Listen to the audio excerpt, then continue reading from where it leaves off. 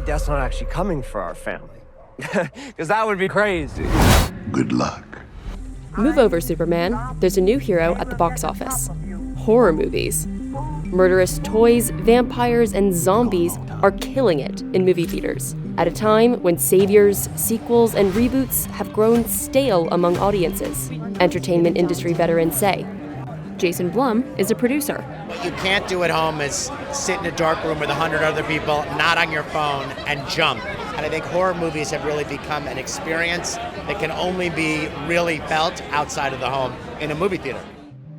This year, 17% of tickets bought in North America have been for scary movies. That figure was 11% in 2024 and 4% a decade ago. Comscore data compiled exclusively for Reuters shows.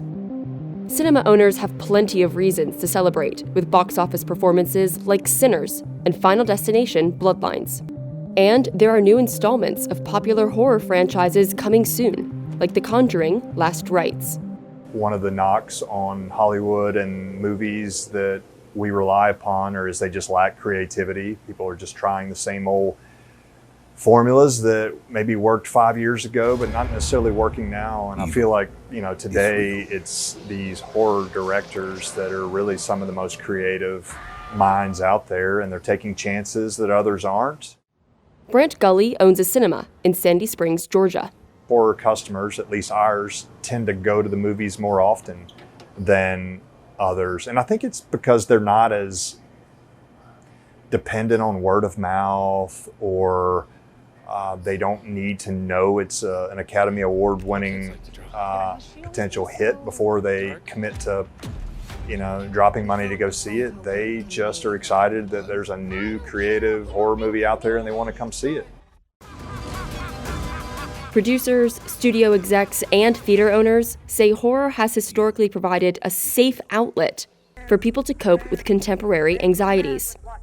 And let's face it, there's no lack of material to choose from. The aftershocks of a global pandemic, paranoia over AI, and resurgent racism. I take almost no pleasure in this. The productions are often low budget and allow greater risk-taking than higher cost, higher stakes films.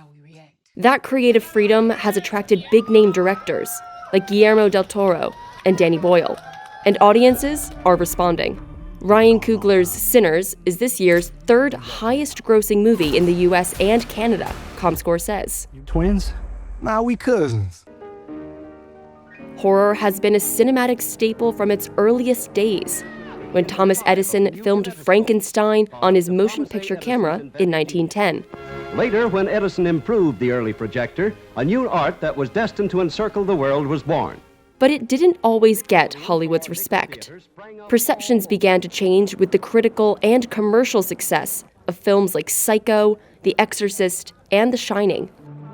The genre broke the $1 billion box office barrier in the US and Canada for the first time in 2017.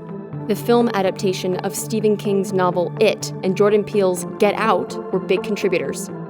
Fast forward to 2024, and the number of US horror films that went into production was up 21% from the year before, researcher Ampere Analysis found. And scary movies have been scooping up statues at the biggest awards ceremonies recently. Here's a clue.